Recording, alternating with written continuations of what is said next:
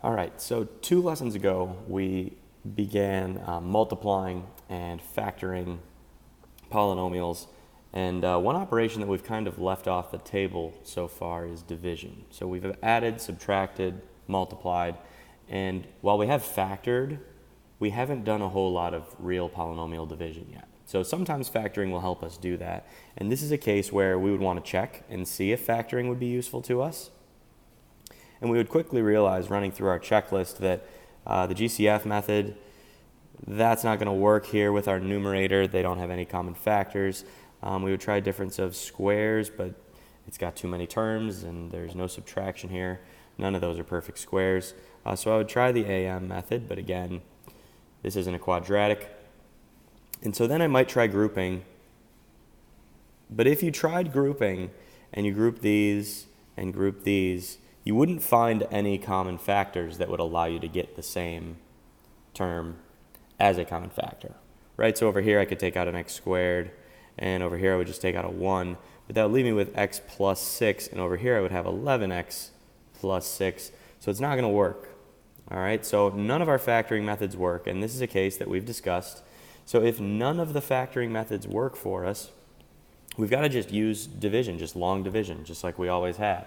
So if I were to divide the numbers 6 by 3, we've talked about the fact that you could do that because 2 times 3 is 6, and 3 divided by 3 is 1, so that's 2, right? So we could use factoring to simplify that division problem.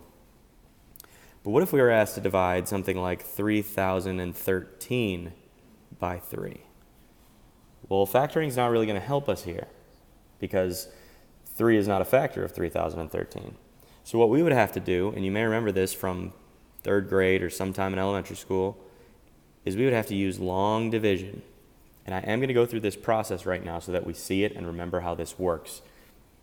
What I'm going to check for first is how many times does 3 go into 3? And the answer to that is once. Then what I'll do with this number up here is I'll multiply it by 3 and put it underneath the 3 that's under the division sign. Now I'm subtracting, and I get 0. And what I want to remember to do then is to bring down these other terms. Okay? So now I'm doing pretty much the same thing here. I'm saying, how many times does 3 go into 0? 0 times. 3 does not go into 0 at all. So 0 times. 3 times 0 is 0. 0 minus 0 is 0. Bring down the next two terms. Okay, again, 3 does not go into 1. So I'm going to put a 0. 0 minus, I get 1, 3. And now how many times does 3 go into 13? The answer is 4. So I get 12 because 4 times 3 is 12 minus 1. And I end up with this remainder. So there are a lot of ways to deal with this remainder when we're dealing with real numbers. But the way that I'm going to deal with it right now is I'm going to think of it as 1/3. If I'm dividing this thing into thirds and this is what's left over, then it's really a 1/3. So what we end up with here is 1004 plus 1/3, which is not how you ever would have written it in elementary school. But the reason we're going to do it here is because that directly translates to the way that this works when we're dealing with polynomials. So we're going to go through this exact same process now with this polynomial expression that we've got at the top of the page. And the way we're going to do this is we're going to set it up just the same way we did with those numbers. So we're going to have x cubed plus 6x squared plus 11x plus 6 divided by x plus 4.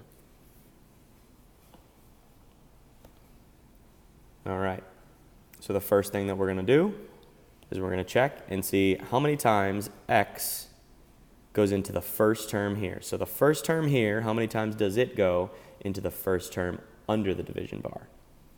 And so the question is, what times x gives you x cubed? Well, the answer is x squared. X goes into x cubed x squared times. So now we'll do exactly what we would have done over here with numbers, right? We did 1 times 3.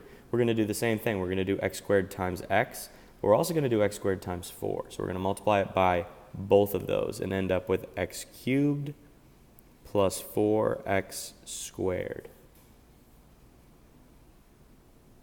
And we are going to subtract, just like we did when we were dealing with numbers. And when we subtract x cubed from x cubed, those cancel. We end up with 0. And when we subtract 4x squared from 6x squared, we get 2x squared. And I am just going to bring down these other terms. So plus 11x plus 6. All right, so that's one time through.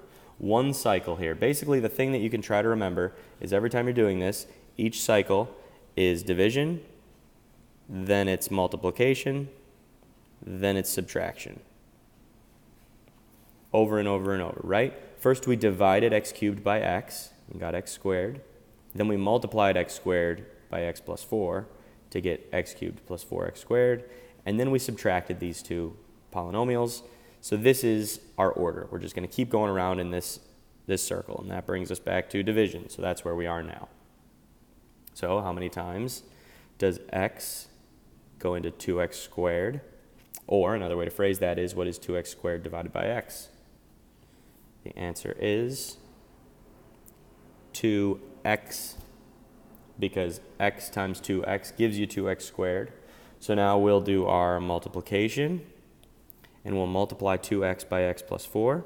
So we get 2x squared plus 8x. And now we're on to our subtraction. If these don't cancel, you've made a mistake. Those need to be the same. So in this case, and they always should, 2x squared minus 2x squared is 0x squared. And 11x minus 8x is 3x. And bring down that last term. How many times does x go into 3x? 3 times. 3 times x plus 4 is 3x plus 12. We are subtracting. Those will cancel, and we'll end up with negative 6. All right, so negative 6 is like our remainder, right? We end up with this negative 6. X doesn't go into negative 6, so we know we're done with this process. Just like over here when we had 3 and 1 and we were left over with this remainder and we turned it into 1/3, we're going to do exactly the same thing here. So our answer is going to be this new polynomial called x squared plus 2x plus 3 minus 6 over x plus 4. And where that came from, I used a minus sign because this is a negative 6. And just like over here when we divided 1 by 3, we're dividing 6 by x plus 4 to get that remainder. So the only way to simplify that expression was to use long division. We couldn't do it with factoring because our numerator didn't factor. It would have been great if the numerator had a factor of x plus 4, but it didn't. So we had to do long division. And we'll do one more example of that down here. Okay, letter A. So let's set it up first. And again, we should be in the habit of looking to see if it factors, but there is no common factor. It's not a difference of squares. It's not a quadratic, so we won't use the AM method, and grouping here wouldn't really help us because 17 and 30 don't have any common factors. We wouldn't end up with anything to be able to factor out as a group. All right, so we got to use long division. So we're going to divide 2x cubed by x and get 2x squared. That's the first term. 2x squared times x plus 1 is 2x cubed plus 2x squared. And we are subtracting. Again, this is going to be quick, but you can slow it down and pause it if you want to rewind and watch the steps. These two things will cancel because 2x cubed minus 2x cubed is 0.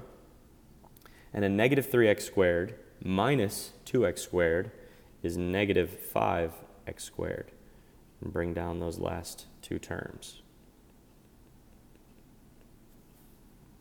Okay, how many times does x go into negative 5x squared? Negative 5x times, because we just did some division there. Then I multiply that negative 5x by x plus 1. Negative 5x squared minus 5x. And I am subtracting. Oops.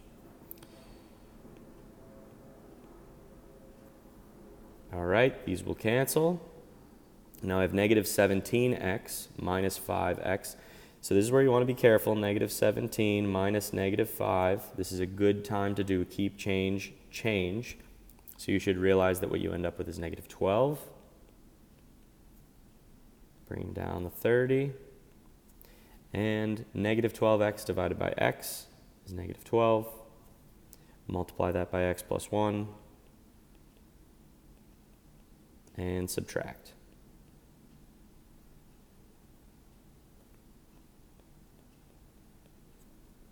Keep, change, change. 42.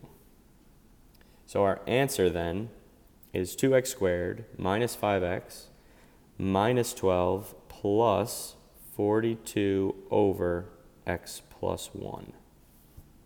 And that's the solution when you divide those two polynomials. So before you come into class tomorrow, I'd like you to try doing this one. I'm going to give you a hint. First of all, I'm just going to say that this is a quartic polynomial, but there are some terms missing from that numerator. So what you'll want to do is when you do your division, you'll want to fill in the terms you're missing and hold their places with zeros, just like we've been doing. So think about that, give it a shot, and we'll check it in class tomorrow.